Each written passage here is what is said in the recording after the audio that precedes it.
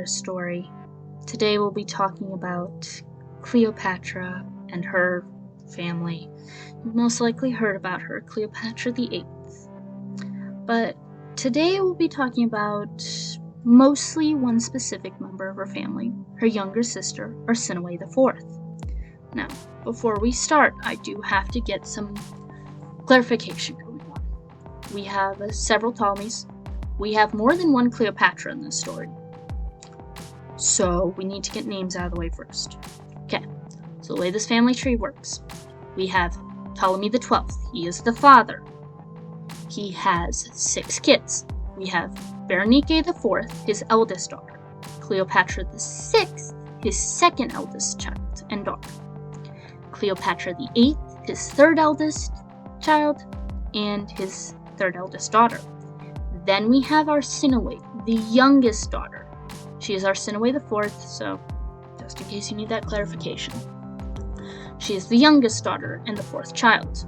Then we have Ptolemy the 13th. He is the eldest son, but the 5th child. Then we have Ptolemy the 14th. Again, we have a lot of repeat names here, so these clarifications are needed off the bat. He is the youngest son, and he's the youngest child. Alright, now that we have that out of the way, what you need to remember is that the reason the Ptolemies were even in power was that Alexander the Great died and didn't leave an heir, so the kingdoms divided. The Ptolemies took over Egypt. Mind you, there have been a lot of family killing and a lot of backstabbing going on in that family. And we'll handle all that in other videos. But for today, we're focusing mostly on Arsinoe. We'll have a whole video for Berenike IV and Cleopatra VI. We will do that eventually, but for today, we're focusing on Arsinoe. Basics you need to know about Berenike IV and Cleopatra VI is that she overthrew her father for a few years. She killed Cleopatra VI. Arsinoe survived. Cleopatra VIII was with her father Ptolemy the 12th in Rome. Okay? So they went out of the picture in the coup. Berenike killed Cleopatra VI, so she's out of the picture. Ptolemy the 12th came back and kicked Berenike out. She ended up assassinated later. Again, we will cover her in another video.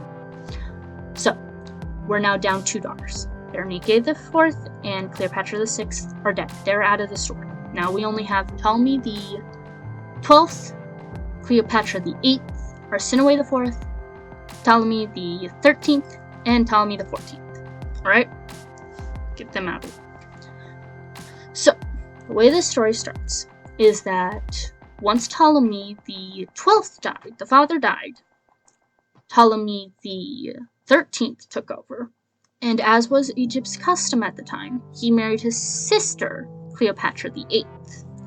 Now, what ended up happening is because at the time that he came to rule, he was a child. She was pretty much the rule of Egypt. As he got older, he wanted to take over rule of Egypt, and she was going to get shunted to the back, and she tried to stop that. So he exiled her, and in doing so he kind of divorced her. So, what ends up happening is that he marries his other sister, seeing as he's no longer really married to Cleopatra. He marries Arsinoe. So now they're a couple. They're over here. And we're going to just say that they're here. So, we have Arsinoe and Ptolemy. They live in Alexandria. Cleopatra's exiled. So, another thing that we need to cover real quick. Julius Caesar and Pompey have been friends. They were friends. They were now at war. Pompey got chased into Egypt. Ptolemy the 13th captured Pompey. Mind you, Julius Caesar is on his tail. He's coming to Alexandria because that's where Pompey is. Instead of holding on to Pompey, Ptolemy the 13th beheads Pompey and presents his severed head to Julius Caesar because they had been at war. He wanted to win Caesar's favor. Unfortunately for the young king, Julius Caesar had every intention to capture and then pardon Pompey and send him to his farm to live out the rest of his days. Because again, they had been friends. Even though they were at war, he didn't want to kill Pompey. So now he's mad at Ptolemy the 13th. So, During this, mind you, this is like within a night or two of Pompey's head being presented to Julius Caesar, so he's not happy with Ptolemy. We have Cleopatra do her famous in the carpet story, and we'll cover that story another time. We'll cover Cleopatra later, probably. So, we have Julius Caesar and we've got Cleopatra. They end up a thing. They're over here. We have Arsinoe and Ptolemy over here. We have those two over here. They're both in the same palace. And now they're at war with each other. So immediately the first thing Julius Caesar does is he takes Ptolemy XIII and Arsinoe captive. He thinks that that's it. We've taken over. We're good. Unfortunately for him, the Egyptian army took issue with that. They took a lot of issue with that. So it started a civil war. So what Julius Caesar did is that he lit the ships, his ships, like his people's ships, on fire in the harbor. Now, before we continue, little side note. There was a lighthouse in Alexandria. Most likely people call it the Alexandrian Lighthouse. It was also known as the Pharos Lighthouse. This was very important because it controlled all of the traffic going in and out of the port of Alexandria. So if you controlled the lighthouse, you controlled the city. So both sides wanted the lighthouse. Julius Caesar wanted that lighthouse. He wanted to control the city because once the city is controlled, civil war is pretty much over. Now, this would have worked out well because he had Ptolemy and he had Arsinoe captive. So they couldn't leave their armies.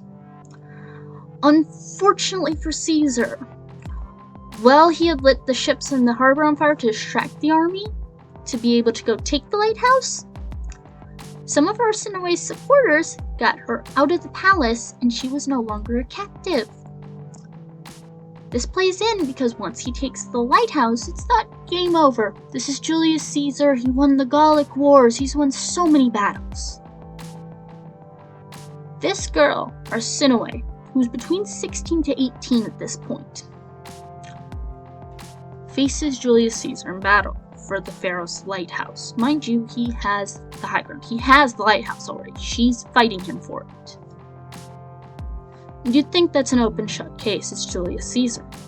Not quite. Against all odds, Arsinoe won. This girl has never seen battle before, and she just kicked Julius Caesar's butt.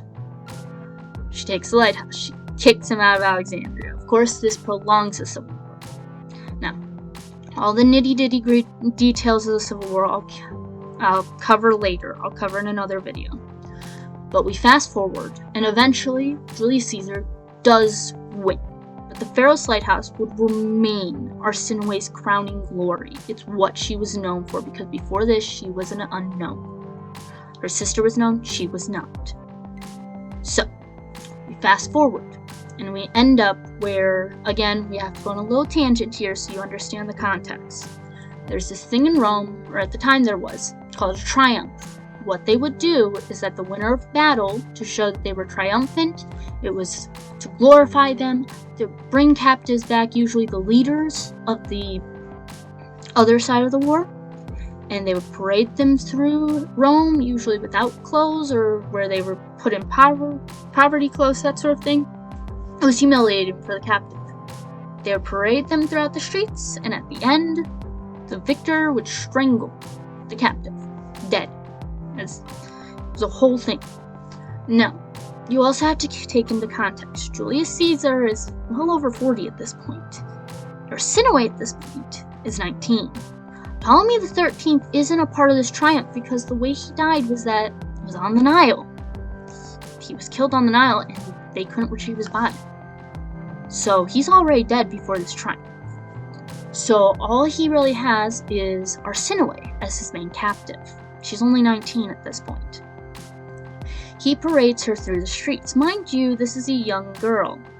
The Romans took offense to this because they knew what was happening. They knew what was at the end of a triumph. They didn't want this young girl dead. Especially, they didn't see a need for it. And they rioted.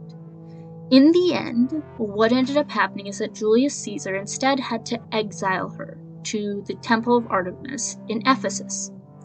She got to keep her life, but she was pretty much a glorified prisoner. She was never allowed to leave. She couldn't go back to Egypt. She couldn't even leave the temple grounds. Meanwhile, Cleopatra is back in Egypt. She's ruling Egypt, but there's one thing she can't let go of. Although Arsinoe, to be quite honest at this point, is thousands of miles away, it's not really much of a threat. She is Cleopatra's younger sister. At this point, Cleopatra is married to her younger brother who did survive, Ptolemy XIV. But Arsinoe could still be seen as a challenge, even though she's not really a challenge. In the end, this mostly came down to pettiness. But Cleopatra wanted Arsinoe dead, but she couldn't reach her. The Temple of Artemis was a sacred place. She couldn't just send people in to kill her. It was unseemly. You just didn't do it. It was that sort of thing. Now, another thing we need to cover. Mark Antony, you may know, because he factors into the story, controlled Ephesus. It was his territory. He was in control of Ephesus. He didn't control the Temple of Artemis, but he controlled the land. Now, we have to fast forward to when Julius Caesar is dead.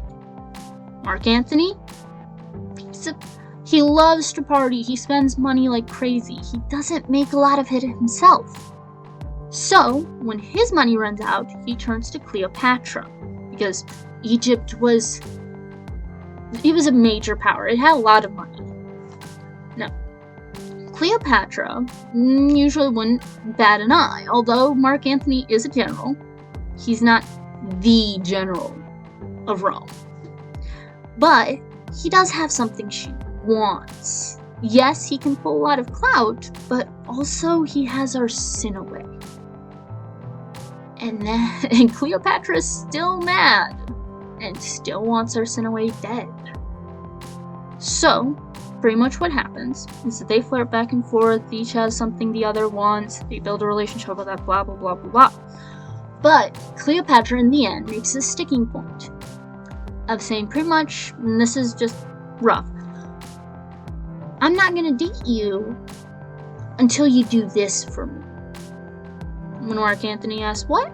It's, oh, nothing much, just kill my sister Arsinoe in the sacred temple of Artemis, which is a big no-no.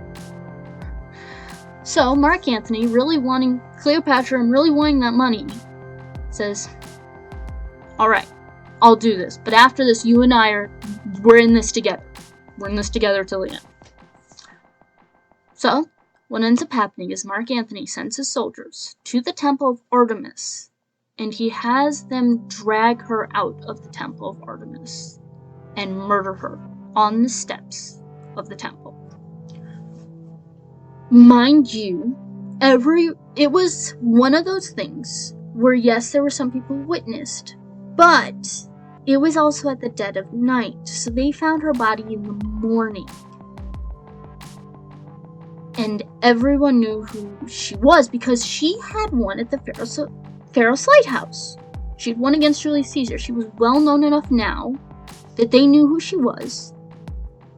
They knew who Cleopatra was. And they knew that Mark Antony controlled the territory. It wasn't that hard to put together that it had been Mark Antony that murdered her, because no one else had beef against her. She was an exiled princess. She was nothing other than she had won at the Pharaoh's Lighthouse, but there's nothing else that she wasn't a threat to anyone except Cleopatra, barely. So it was pretty easy to connect the dots. That's why she died. Now, what ended up happening is that Octavian, the other guy who faced off against Mark Antony, he would often point back to this murder of Arsinoe in the Temple of Artemis, because it was, again, a sacred ground. You didn't do it. You didn't kill people who were seeking sanctuary. And this became one of the many nails in the coffin of Mark Antony and Cleopatra. In the end, it is rather sad that Arsinoe isn't more well remembered.